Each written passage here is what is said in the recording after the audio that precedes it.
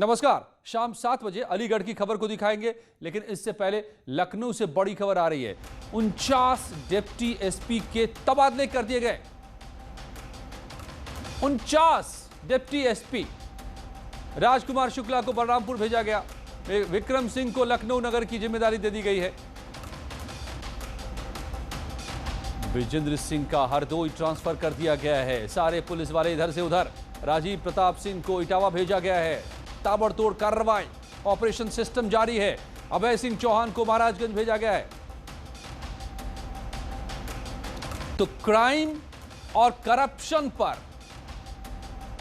Action के बाद अब ऑपरेशन खाकी शुरू हो गया है क्या? ऋषभ मणि त्रिपाठी हमारे संवाददाता मेरे साथ जुड़ गए हैं लखनऊ से। ऋषभ, ऑपरेशन खाकी।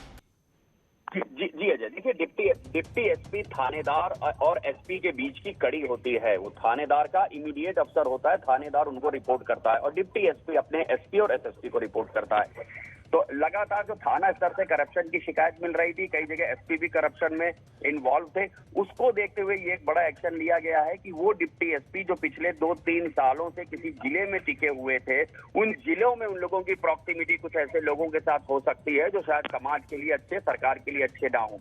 तो लिहाजा अब ये पत्ते फेंटे गए। जिन्होंने 3 साल पूरे कर लिए किसी जिले में, उनको हटा के दूसरे जिले में भेजा गया है। अजय नहीं, तो इससे पहले हमने देखा कि पहली बार ऐसा हुआ है सालों में ऋषभ कि आईपीएस ऑफिसर्स निलंबित ही नहीं किए गए हैं, एफआईआर भी दर्ज हुआ है और अब उनकी संपत्ति की जांच भी हो रही है। आईएएस के खिलाफ भी कार्रवाई की तैयारी है और अब इधर 800-900 से ज्यादा पुलिस वाले डिमोट कर दिए गए हैं और अब ये ट्रांसफर्स। तो क्या लग रहा है कि ऑपरेशन खाकी और ऑपरेशन सिस्टम चल पड़ा है क्या? अच्छा, देखिए ऐसे कई मामले होते हैं जहाँ पे पुलिस और प्रशासन दोनों की जिम्मेदारी होती है। जैसे अभी मेरठ और बागपत में देखिए जहरीली शराब से 8 मौतें हुई हैं, तो उसमें जिला पुलिस और प्रशासन के समन्वय की जिम्मेदारी होती है। चाहे विकास कार्य हो, जैसे 2-4 जिलों से शिकायत आ रही थी कोरोना काल के दौरान जो खरीदारी हुई उसमें गड़बड़ियां हुई।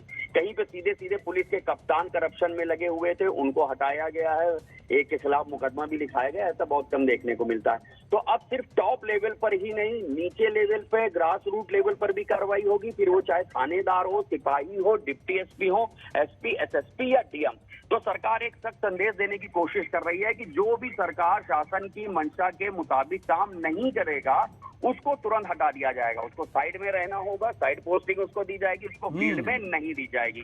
फील्ड में वही रहेगा जो पूरी ईमानदारी के साथ सरकार और शासन की मंशा के मुताबिक काम करेगा, जिससे जनता का कल्याण हो। तो सरकार के लिए वो प्रायोरिटी पे आ गया है मामला। कोरोना को लेके कुछ समय तक पुलिस और प्रशासन सुप्तावस्था में पड़ा हुआ था और सरकार के भी बड़े जो अफसर थे उन्होंने दूरी बना रखी थी। अब सरकार ने इस पर संदेश दे दिया है कि नहीं, ऐसे नहीं चलेगा, सबको पूरी तत्परता और ईमानदारी के साथ काम करना पड़ेगा। इसीलिए हम कह रहे हैं ऋषभ कि ये है ऑपरेशन सिस्टम और आज 8 बजे महाबहस इसी पर कि क्या अब हो रहा है फाइनल प्रहार करप्शन पर भी और सिस्टम में जो खामियां हैं उस पर भी। जरूर जुड़िए 8 बजे महाबहस में मेरे साथ।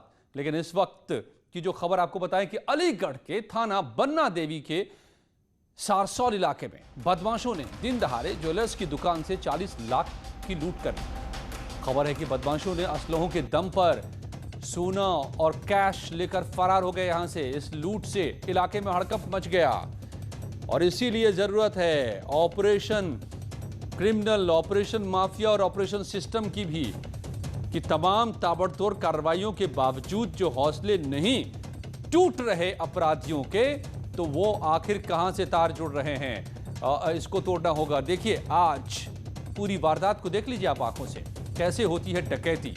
दिन दहाड़े ज्वेलर्स की दुकान में घुसकर ज्वेलर्स से लूट 40 लाख की अलीगढ़ में। तस्वीरों में दिखाई दे रहा है कि कैसे बदमाश बेखौफ होकर लूटपाट को अंजाम दे रहे हैं। ऐसा लग रहा है जैसे किसी को कोई परवाह नहीं, कोई डर नहीं है। आए इत्मीनान से, दुकान में कई लोग बैठे हैं, उनके बीच हथियार के दम पर, बंदूक की नोक पर कैसे सारे समेट रहे हैं गहने, ज्वेलर्स और तमाम चीजें और पैसे, कैश। इस वारदात ये रिकॉर्डिंग सीसीटीवी में चल रही है और वही तस्वीर आप देख रहे हैं। थाना बन्ना देवी अंतर्गत यहाँ पे 700 चौराहे से मुश्किल से 200 मीटर दूर पर यहाँ पे एक सुंदर ज्वेलर्स दुकान है। उन्होंने दुकान का यहाँ पे काम कर रहा था। लगभग 1:15 बजे के आसपास, ये 1:15 बजे के आसपास 3 लोग मोटरसाइकिल में आया था। दुकान का सामने गाड़ी मोटरसाइकिल खड़ा कर दिया। उसके बाद 3 लड़के अंदर गए। अंदर जाने के बाद उन्होंने कट्टा दिखा के वहाँ पे जो सामान सामने था वो सब बक्सा वगैरह निकाला और उसके बाद उनका वो जो लाकर खोला था उससे भी 3-4 ATM पैसा निकाला है। अभी लगभग 30-40 हज़ार बता रहा मालिक पैसा निकाला और उसके बाद ज्वेल्स ले गए। उनका जो भी उनके घर अंदर गिरवी रखा है, जो सामान है, सोना का है, सब चीज़ है, वो अभी मालिक साहब वेरीफाई करके हमको बताएंगे। उसके अनुसार हम तुरंत FIR दर्ज करेंगे। अभी हमने हमारे SP क्राइम और SP सिटी का टीम गठित किया है। हमारे CO साहब पुलिस सभी पूरा जनपद की टीम लगी है। जल्दी से जल्दी ये केस खुलासा करेंगे, मुलजिम जल्दी से जल्दी पकड़ेंगे। वो CCTV फुटेज में साफ सुथरा रहा है। जी हाँ, तो आप देख रहे हैं पुलिस पहुंची मौके पर, पड़ताल किया यहां पर और अब पूरी कार्रवाई की बात कह रही है। लेकिन जाहिर है कि बदमाशों के हौसले बुलंद हैं। जिस तरह से इस वारदात को अंजाम दिया है, अलीगढ़ पुलिस के लिए बड़ी चुनौती और सीधी चुनौती इन अपराधियों की तरफ से अलीगढ़ की पुलिस को। और नासिक में एक हैरान करने वाला मामला सामने आया है। यहां IDBI बैंक की एक ब्रांच में एक शख्स लोन लेने पहुंचा था, लेकिन जब बात नहीं बनी तो उसने बैंक मैनेजर की गर्दन पर चाकू रख दी, जिससे बैंक परिसर में हड़कंप मच गया। बताया जा रहा है कि ये शख्स 20 लाख रुपए का लोन लेने पहुंचा था। ये वीडियो वायरल हो रहा है। पुलिस ने आरोपी को गिरफ्तार किया है।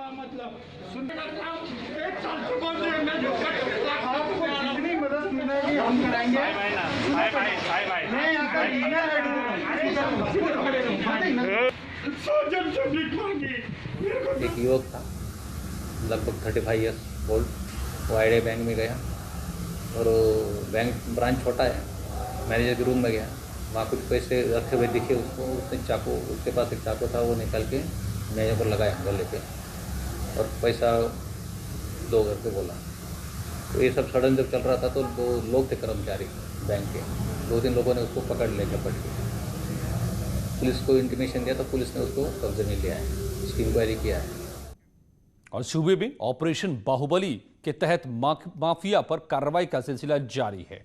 आज भी 3 बड़ी कार्रवाई हुई। प्रयागराज में अतीक अहमद के भांजे हमजा उस्मान के अवैध निर्माण पर बुलडोजर चला। प्रयागराज में बाहुबली पूर्व ब्लॉक प्रमुख दिलीप मिश्रा की अवैध और बेनामी संपत्तियों की कुर्की की कार्रवाई आज भी जारी रही। और कौशाम्बी में गैंगस्टर वसीम अहमद का घर सीज कर दिया गया। 3 तस्वीरें आप देख रहे हैं। माफिया पर शिकंजा कसते प्रशासन और पुलिस के लोग। अब एक एक करके समझिए कि आज क्या क्या कार्रवाइयां हुई इन पर। प्रयागराज में बाहुबली पूर्व सांसद अतीक अहमद के भांजे हमजा उस्मान के कब्जे वाली 2 बीघा जमीन पर बने अवैध निर्माण को प्रशासन ने आज धराशायी कर दिया। SDM सदर अजय नारायण सिंह और PDA के जोनल अधिकारी आलोक पांडे ने भारी पुलिस बल के साथ 4 JCB मशीनें लगाकर स्टेट लैंड पर हुए अवैध निर्माण को गिराया और कब्जा वापस लिया। यानी सरकारी जमीन पर ये इमारतें खड़ी कर ली गई थी गलत तरीके से, दबंगई से, जिसे आज प्रशासन ने तोड़ा और फिर इस जमीन को वापस लिया सरकार के।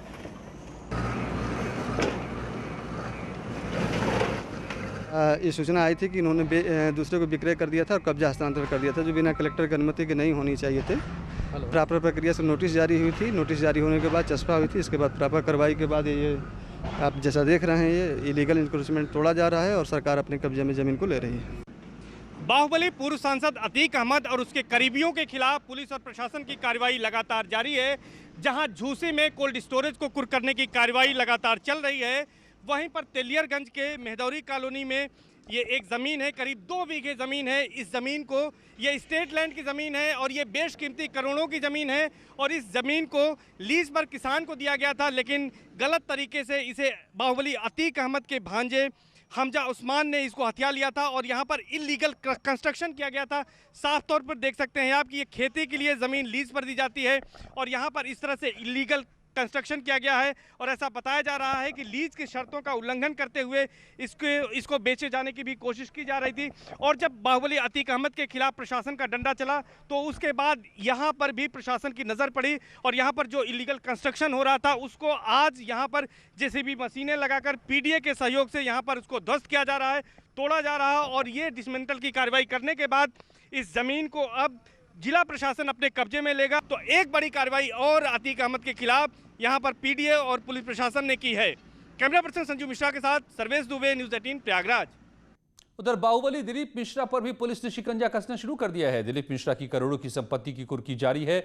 दिलीप मिश्रा पर महाराष्ट्र, यूपी में करीब 40 केस दर्ज हैं। प्रयागराज में बाहुबली पूर्व ब्लॉक प्रमुख दिलीप मिश्रा की अवैध और बेनामी संपत्तियों की कुर्की की कार्रवाई जारी है। औद्योगिक थाना पुलिस द्वारा दिलीप मिश्रा की 6 संपत्तियों को कुर्क किया जा रहा है।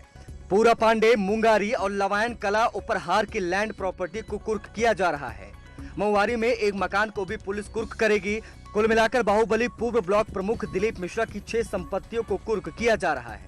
कुल 7 करोड़ की 5 संपत्तियों को पुलिस ने कुर्क किया है। डीएम ने बाहुबली पूर्व ब्लॉक प्रमुख दिलीप मिश्रा की संपत्तियों को कुर्क करने का आदेश दे दिया। आपको बता दें कि कैबिनेट मंत्री नंद गोपाल गुप्ता नंदी पर रिमोट बम से हुए जानलेवा हमले का आरोपी है दिलीप मिश्रा। पूर्व ब्लॉक प्रमुख दिलीप मिश्रा भदोही के बाहुबली विधायक विजय मिश्रा का करीबी है। 29 जून को पुलिस ने गिरफ्तार करके जेल भेजा था। बाहुबली दिलीप मिश्रा को नैनी सेंट्रल जेल से फतेहगढ़ जेल ट्रांसफर कर दिया गया है। दिलीप मिश्रा के खिलाफ महाराष्ट्र और यूपी में करीब 46 आपराधिक केस दर्ज हैं। सीएम योगी के निर्देश के बाद पुलिस और प्रशासन बाहुबली नेताओं पर लगातार कार्रवाई कर रहा है। और उधर कौशाम्बी में गैंगस्टर वसीम अहमद के मूरतगंज में बने मकान को सीज कर दिया गया है। इसके साथ ही करीब 3 करोड़ की संपत्ति को जब्त किया गया है। कौशाम्बी में जिला प्रशासन ने भूमाफिया और गैंगस्टर वसीम अहमद पर शिकंजा कसना शुरू कर दिया है। वसीम अहमद के मूरतगंज स्थित मकान को सीज कर दिया गया है। साथ ही सिराथू और मंझनपुर तहसील में गैंगस्टर की जमीन जब्त की गई है, जिसकी कुल कीमत करीब 3 करोड़ बताई जा रही है। पुलिस की कार्रवाई से भूमाफियाओं में खलबली मची हुई है। पुलिस के मुताबिक माफिया के खिलाफ कार्रवाई आगे जारी रहेगी। कुल मिला जुला के लगभग 2.5-3 करोड़ रुपए के आसपास की जो संपत्ति है वो कुर्क कर दी गई है। और आगे की इसी तरह हम लोग बाकी भी जो हमारे जनपद में गैंगस्टर्स हैं जिन्होंने अवैध रूप से संपत्तियां जुटाई हैं। आरोप है कि धोखाधड़ी करके वसीम अहमद ने करोड़ों रुपए की संपत्ति कमाई थी। अब इन संपत्तियों को जिला प्रशासन ने सीज करने की कार्रवाई शुरू कर दी है। जिला प्रशासन ने जिला मुख्यालय के पाता गांव स्थित बेशकीमती भूमि समेत अन्य भूमि को सीज कर तहसील प्रशासन ने अपनी बोर्ड लगा दिए हैं। इसके साथ ही जिला प्रशासन ने वसीम का मूरतगंज स्थित मकान को भी सीज कर दिया है। प्रशासनिक कार्रवाई से भूमाफियाओं में खलबली मची हुई है। तो ऑपरेशन क्राइम, ऑपरेशन माफिया और ऑपरेशन सिस्टम जो चल रहा है सरकार का, क्या इससे होगा अब सफाया यूपी में क्राइम का? आज 8 बजे महाबहस। लेकिन मुरादाबाद में क्या विकास का काम ठीक से चल रहा है? मुरादाबाद मंडल की सीएम योगी इस वक्त बैठक ले रहे हैं। विकास कार्यों को लेकर यह बैठक चल रही है। अधिकारियों से विकास कार्यों की जमीनी हकीकत पर चर्चा हो रही है। सांसद और विधायक भी इसमें हिस्सा ले रहे हैं।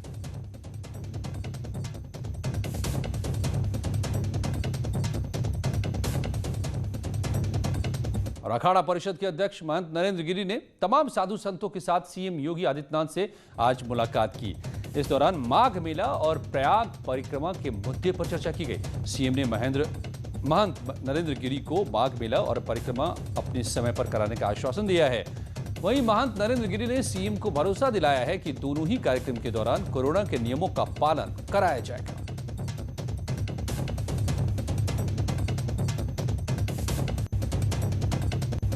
और गोरखपुर लिंक एक्सप्रेसवे के लिए 274 करोड़ रिलीज किया गया है। गोरखपुर अंबेडकर नगर आजमगढ़ को फंड रिलीज कराया गया है। गोरखपुर को 70 करोड़, अंबेडकर नगर को 152 करोड़ 88 लाख और आजमगढ़ के लिए 52 करोड़ रुपए दिए गए हैं। किसानों को जमीन का मुआवजा भी मिलेगा। 1 महीने के अंदर यह मुआवजा मिल जाएगा किसानों को।